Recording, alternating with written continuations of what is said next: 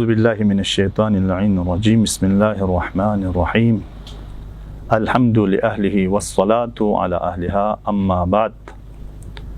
محترم ناظرین کرام، السلام علیکم ورحمۃ اللہ وبرکاتہ۔ ایک انتہائی مہم موضوع لے کر آپ کی خدمت میں حاضر ہوا ہوں۔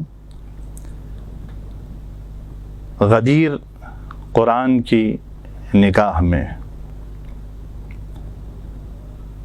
متعدد آیات اور روایات غدیر کی عظمت اور شان امیر المؤمنین میں مختلف آیتیں نازل ہوئی ہے، لیکن دامن وقت میں اتنی گنجائش نہیں ہے کہ ہم ان تمام آیات کا تذکرہ کر سکیں۔ مختصر مدت میں ایک تو آیت جس کی شان نزول اور اس کی کچھ تفسیری نکات بیان کر کے آپ سے اجازت چاہوں گا۔ سب سے پہلی آیت جس کے بارے میں مختصر گفتگو کرنا چاہتا ہوں وہ سورہ مائدہ کی 67 نمبر آیت ہے، جو کہ انتہائی معروف و مشہور آیت ہے۔ ارشاد رب العزت ہو رہا ہے، یا ایھا الرسول بلغ ما انزل الیک من ربک وان لم تفعل فما بلغت رسالتہ واللہ یعصمک من الناس۔ انتہائی اختصار کے ساتھ عرض کر رہا ہوں چونکہ وقت نہیں ہے۔ شیخ طوسی علیہ الرحمہ اس آیت کی شان نزول میں کچھ اقوال اور نظریات مفسرین کے بیان کرتے ہیں، میں پھر اس بار پہلے بیان کروں گا۔ محمد بن کعب القرظی اور کچھ اس طرح کے اور بھی افراد سے منقول ہے کہ کہتے ہیں کہ پیغمبر گرامی اسلام کو کسی عرب شخص نے چاہا کہ قتل کریں، تو وہ قتل کرنے کے درپے تھے اور پیغمبر کو قتل کرنے کے خاطر شمشیر کو ہاتھ میں اٹھا کر جو ہے پیغمبر کو قتل کرنا چاہا اور اس کے ہاتھ سے تلوار گر گئی، تو اس وقت یہ آیت نازل ہوئی۔ تو شان نزول آیت جو ہے شخص عرب جو پیغمبر کو قتل کرنا چاہ رہا تھا وہ اپنے ہدف میں کامیاب نہیں ہوئے، تو یہ آیت نازل ہوئی۔ دوسرا قول یہ ہے کہ پیغمبر گرامی اسلام جو ہے قریش سے خوف زدہ تھے اور اپنے دل میں خوف محسوس کرتے تھے، تو خداوند رب العزت اس آیت کے ذریعے واللہ یعصمک من الناس کے ذریعے اس آیت کی نزول کے بعد پیغمبر کے قلب سے وہ خوف نکل گیا۔ تیسرا قول یہ ہے، شیخ طوسی علیہ الرحمہ فرماتے ہیں بعض افراد جو ہے پیغمبر کی حفاظت پر مأمور تھے اور اس آیت کی شان نزول میں بیان کرتے ہیں کہ پیغمبر گرامی اسلام نے ان محافظوں سے کہا اب مجھے تمہاری حفاظت کی ضرورت نہیں ہے، چونکہ خدا نے میری حفاظت کی ذمہ داری لی ہے، خدا نے وعدہ کیا ہے کہ میری حفاظت کرنے کا، لہٰذا اب تمہاری حفاظت کرنے کی ضرورت نہیں ہے۔ تو ایک قول یہ ہے۔ چوتھے نمبر پر ایک قول ہے کہ حضرت عائشہ سے ایک روایت ہے اور ان سے منقول ہے کہ پیغمبر گرامی اسلام جو ہے اس آیت کے نازل ہونے سے پہلے کچھ امور دینی کو انتہائی تقیہ کے انداز میں اظہار کرتے تھے اور کھل کر ان امور دینی کو ظاہر نہیں فرماتے تھے، اور جب یہ آیت نازل ہوئی تو پیغمبر کے قلب سے وہ تقیہ کا جو توہم تھا وہ دور ہو گئے اور ان امور کو اظہار کرنے لگے۔ چھٹے نمبر پر جو ہے امام جعفر صادق اور امام محمد باقر علیہ السلام سے منقول ہے کہ پیغمبر گرامی اسلام امیر المؤمنین علی ابن ابی طالب علیہ السلام کو روز غدیر اپنی جانشینی کا اور خلافت کا، علی کی خلافت کا اعلان کرنا چاہا اور امیر المؤمنین کی ولایت کا اعلان کرنا چاہا، اور ولایت کا اعلان کرنا جب چاہا تو پیغمبر کے دل میں کچھ اصحاب کی کارشکنی اور کچھ اصحاب کی مخالفت کا خطور ہوا، اور ان کے شرانگیزی کا خوف تھا پیغمبر کے قلب میں۔ تو اس وقت روز غدیر خم سال 10 ہجری اور 18 ذی الحج کو یہ آیت نازل ہوئی، اور اس کے بعد پیغمبر نے علی کی ولایت کا اعلان کر دیا۔ تو یہ سارے اقوال جو اس تفسیر کے اس آیت کی ذیل میں جو شان نزول کے اعتبار سے میں نے آپ کی خدمت میں ذکر کیا۔ اب آتے ہیں کہ مولائے متقیان علی ابن ابی طالب علیہ السلام کی ولایت کے بارے میں اہل سنت اور اہل تشیع کے متعدد مفسرین نے، متعدد راوی نے، حتیٰ یہاں تک کہ واقعہ غدیر اور روایت غدیر کو حتیٰ بعض نے کہا ہے کہ متواتر کی حد تک ہے، اور اہل سنت اور اہل تشیع کے مختلف مفسرین نے اس واقعے کو نقل کیا ہے، اور صحیح السند کے ساتھ اس واقعے کو، یوم غدیر کو اور حدیث غدیر کو ذکر کیا ہے۔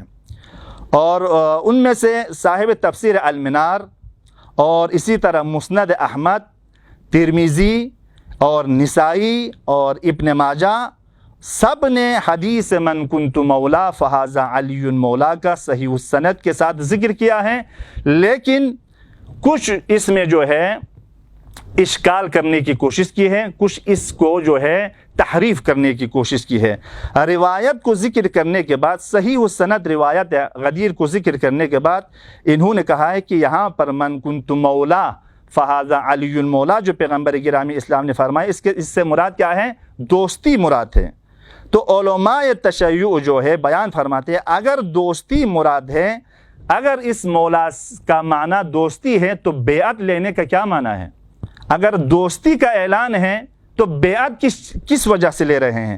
علی کی ولایت کا جب اعلان کیا پیغمبر نے تو لوگوں سے بیعت لے رہے ہیں، علی کے دست مبارک پہ لوگ بیعت کر رہے ہیں بے عنوان امام، بے عنوان جانشین، بے عنوان ولایت، تو یہ بے معنی ہے۔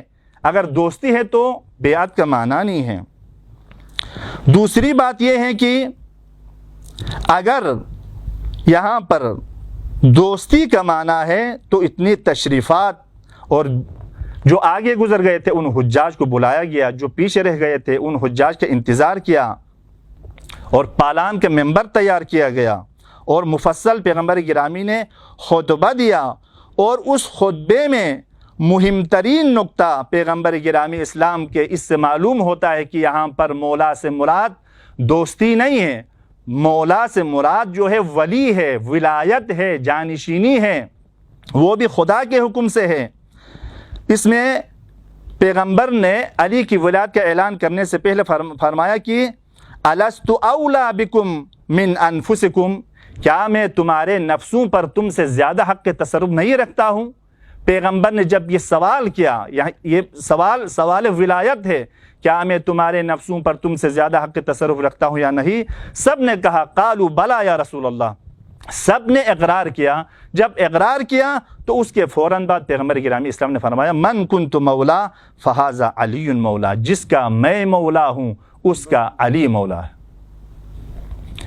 بس پیغمبر گرامی اسلام نے فرمایا کہ جس کا میں مولا ہوں اس کے علی مولا۔ اقرار لینے کے بعد یعنی الست اولا کا جو اقرار لیا وہ ولایت کا اقرار ہے۔ ولایت جس طرح پیغمبر حق کے تصرف رکھتے ہیں لوگوں مومنین کے نفوس پر، الرسول اولا بالمؤمنین من انفسہم، یہ قرآن کی آیت بھی ہے، اور پیغمبر گرامی اسلام نے اقرار لیا، سب نے بلا کہا، اس کے بعد من کنت مولا فہذا علی مولا، جس کا میں مولا ہوں اس کا علی مولا ہے۔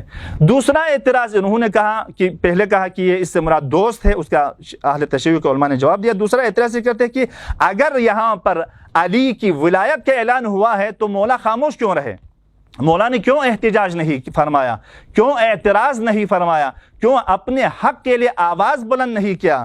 تو علماء تشیع فرماتے ہیں افسوس ہے، یہ بدیہیات میں سے ہے، افسوس ہے تم لوگوں پر جو اس طرح کے جو ہے انتہائی سخیف جو ہے اعتراض کرتے ہیں، در حال کہ نہج البلاغہ کی طرف توجہ کریں تو امیر المؤمنین متعدد مقامات پر امیر المؤمنین اپنے حق کا اظہار کرتے ہیں اور احتجاج کرتے ہیں، اعتراض کرتے ہیں ان کاموں پر۔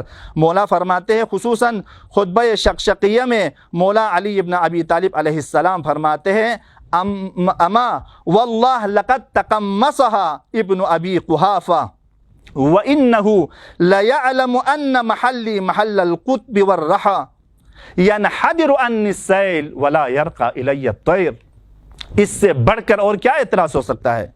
مولا اعتراض فرماتے ہیں جنہوں نے اس جو ہے خلافت کو غصب کیا حق علی ہوتے ہوئے، اور ابو اسود دویلی سے کہا کہ تم علی کو امام المتقین سمجھتے ہیں، کل کائنات کے امام سمجھتے ہیں، کیا دلیل ہے تمہارے پاس؟ اس نے کہا دلیل یہ ہے احتیاج الکل الیہ، اس کا دلیل یہ ہے کہ وہ فرماتے کہ احتیاج الکل الیہ، پوری کائنات علی کے دروازے پر، علی پر محتاج ہے، وَإِسْتِغْنَاهُ عَنِ الْكُلِّ، اور علی پوری کائنات سے بے نیاز ہے، علم کے میدان میں، حلم کے میدان میں، کمالات کے میدان میں، شجاعت کے میدان میں، پوری دنیا علی پر محتاج ہے، اور علی استغناہ عن الکل، تمام کائنات سے علی بے نیاز ہے۔ یہی دلیل ہے علی انہ دلیل امام الکل، یہی دلیل ہے کہ علی امام کل ہے، کل کائنات کا امام ہے۔ اب یہاں پر ایک اور نقطہ اس آیہ مجیدہ میں یا ایھا الرسول بلغ، پہنچانے کو حکم ہے، اس کے آگے فرماتے ہیں ما انزل الیک، وہ چیز جس کے بارے میں پہلے بیان کیا گیا متعدد مقامات پر، لیکن رسول کیوں بیان نہیں کر رہے ہیں؟ کچھ لوگوں کے شرپسندی کی وجہ سے، کچھ صحابہ کی جو ہے شرانگیزی کی وجہ سے خوف احساس کر رہے ہیں، تو خدا جو ہے پیغمبر کی حفاظت کا اعلان بھی کرتے ہیں، آپ انجام دیجئے، ولایت علی کا اعلان کر دیں، واللہ یعصمک من الناس، خدا جو ہے میں خود تیری حفاظت کے لیے تیار ہوں، حفاظت کا وعدہ لیتے ہیں۔ بس اس کے بعد دوسری آیت جس کے بارے میں علامہ طباطبائی علیہ الرحمہ نے انتہائی علمی بحث کی ہے، کہ اگر اس بحث کی طرف جاؤں تو پورا ٹائم اسی میں چلا جائے گا، میں دو تین نقطہ کی طرف اشارہ کرتا ہوں۔ سورہ مائدہ آیت نمبر 3، اور اس سورہ مائدہ کی ابتدائی آیت جو ہے یا ایھا الذین آمنوا اوفوا بالعقود سے شروع ہے، اس کے بعد فرماتے احل لکم بہیمۃ الانعام، حلال چیزوں کے بارے میں بیان کر رہی ہے۔ اس کے آگے فرماتی ہے کہ آیت کہ الا، اس کے بعد فرماتے ہیں کہ جو حرام چیزیں ہیں الا ما یتلی علیکم، وہ حرام چیزیں جس کی بعد میں وضاحت ہوگی، وہ چیزیں کیا ہیں؟ آیت نمبر 3 میں اشارہ ہو رہی ہے۔ آیت نمبر 3 بیان کرتی ہے حرمت علیکم المیتۃ والدم ولحم الخنزیر وما اہل به لغیر اللہ والمنخنقۃ والموقوذۃ والمتردیۃ والنطیحۃ وما اکل السبع الا ما ذکیتم وما ذبح علی النصب وان تستقسموا بالازلام ذلکم فسق۔ اس کے بعد فرماتے الیوم یئس الذین کفروا من دینکم فلا تخشوہم واخشونی۔ اس کے آگے فرماتے ہیں الیوم اکملت لکم دینکم واتممت علیکم نعمتی ورضیت لکم الاسلام دینا۔ اس کے آگے پھر ادامہ ہے آیت، میں اس پر اکتفا کرتا ہوں۔ علامہ فرماتے افسوس کی بات یہ ہے اس دو جملہ الیوم یئس الذین کفروا اور الیوم اکملت لکم دینکم، یہ دونوں جملات جو ہے اگر اس پہ ہم توجہ کریں تو معلوم ہوتا ہے کہ آیت کے شروع اور ذیل سے ان دو جملوں کا کوئی ربط نہیں ہے، چونکہ ایک تفسیر کے ضوابط میں سے ایک طریقہ کار قانون یہ ہے کہ سیاق و سباق کو دیکھا جاتا ہے، جو وہ نزول، فضائے نزول، شان نزول، سبب نزول اور سیاق آیات کو دیکھا جاتا ہے۔ سیاق کے اعتبار سے یہ دونوں جملہ جو ہے شروع اور آخری آیات سے کوئی ربط نہیں ہے، چونکہ شروع جو ہے حلال کے بارے میں ہے اور آخری آیت جو ہے حرام گوشت جانور کے بارے میں ذکر ہے۔ اس کے وسط میں کہہ رہے ہیں کہ آج کافر تمہارے دین سے مایوس ہو گئے، تو اس کے لیے وہ لوگ مفسرین اہل سنت بیان کرتے ہیں کہ اس کی وجہ یہ ہے کہ آج کافر تمہارے دین سے مایوس ہو گئے، اس سے مراد یہ ہے، چند احتمالات بیان کرتے ہیں۔ چونکہ بعثت پیغمبر کا جب اعلان ہوا تو کفار تمہارے دین سے مایوس ہو گئے، علامہ فرماتے ہیں تو بعثت کے دن اگر کافر مایوس ہوئے ہیں تو دین کامل نہیں ہوا تھا۔ اس کے فوراً بعد کہہ رہے ہیں کہ الیوم اکملت لکم دینکم، تو ان کی بات جو ہے قابل قبول نہیں ہے۔ دوسری بات کہہ رہے ہیں کہ ہجرت پیغمبر کا موقع ہے، جب پیغمبر نے ہجرت فرمایا تو کیا ہے، کفار مایوس ہو گئے۔ تو اس کا جواب علماء اہل تشیع فرماتے ہیں کفار کہاں مایوس ہو گئے، ہجرت تو اس لیے پیغمبر نے ہجرت کی کہ پیغمبر کے گھر پہ حملہ لائے تھے، پیغمبر کے قتل کے در پہ تھے، تو کفار مایوس نہیں ہوئے تھے۔ اس کے بعد کہتے ہیں کہ روز خندق اور روز بدر کا موقع ہے کہ اس موقع پہ کفار مایوس ہوئے۔ تو علماء فرماتے ہیں، مفسرین اہل تشیع فرماتے ہیں کہ اگر ہم اس کو قبول بھی کریں کفار مایوس ہوئے تو وہ کفار مایوس ہوئے تھے جو جنگ بدر میں شریک تھے۔ آیت یہاں پر مطلق اور اس جملات میں مطلق بیان کر رہی ہے، آیت مطلق بیان ہو رہی ہے اور اشارہ کر رہی کہ الیوم یئس الذین کفروا، آج کے دن جو ہے کفار، تمام کفار چی حاضر چی ناظر اور قیامت تک آنے والے کفار سب کے سب مایوس ہو گئے۔ تو یہ روز خندق اور روز بدر بھی نہیں ہے۔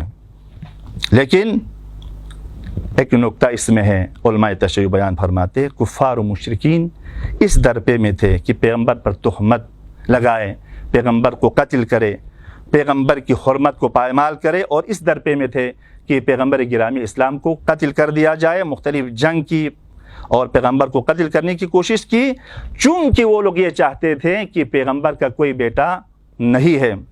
ان شانیک هو الابتر کی مصداق ہے یہ آیت کہ پیغمبر کا کوئی اولاد نرینہ نہیں ہے، اولاد ذکور نہیں ہے، تو وہ اس درپے میں تھے کہ پیغمبر کو شہید کر دیا جائے، اسلام ختم ہو۔ یہاں پر جب یہ سوچ رہے تھے یہ آیت نازل ہوئی کہ آیت اکمال اور کیا ہے یا ایھا الرسول بلغ، اس کے بعد مولا کی ولایت کا اعلان کیا تو کفار مایوس ہو گئے۔ اور اس کے بعد اکمال نعمت کا بھی ذکر ہے۔ میں دو نقطے کی طرف اشارہ کرتا ہوں چونکہ بحث ناقص نہ رہے۔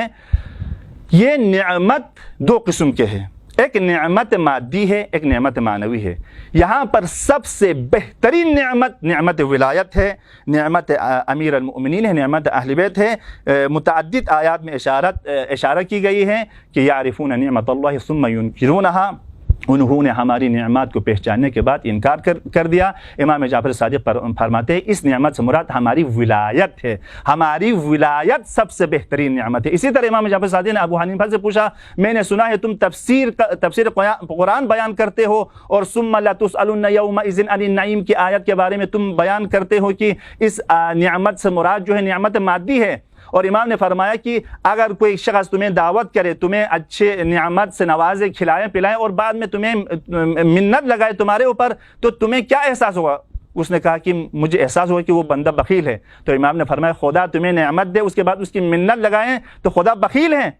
کہا کہ واقعاً یہ تو نہیں ہو سکتا ہے۔ امام نے فرمایا ثم لتسألن یومئذ عن النعیم، روز قیامت جس نعمت کے بارے میں پوچھا جائے گا، سختی سے پوچھا جائے گا اس کے بارے میں، وہ کیا ہے؟ نعمت ولایت اہل بیت ہے، نعمت امیر المؤمنین ہے۔ بس میں اسی پر اکتفا کرتا ہوں کہ پروردگار ہمیں صحیح معنی میں نعمت ولایت کو سمجھنے اور اس نعمت کو سمجھ کر اس ولایت کے فرمان پر، حکم پر چلنے کی ہمیں توفیق عنایت فرمائے۔ والسلام علیکم ورحمۃ اللہ وبرکاتہ۔ اللهم صل على محمد وآل محمد، اللهم صل على محمد وآل محمد۔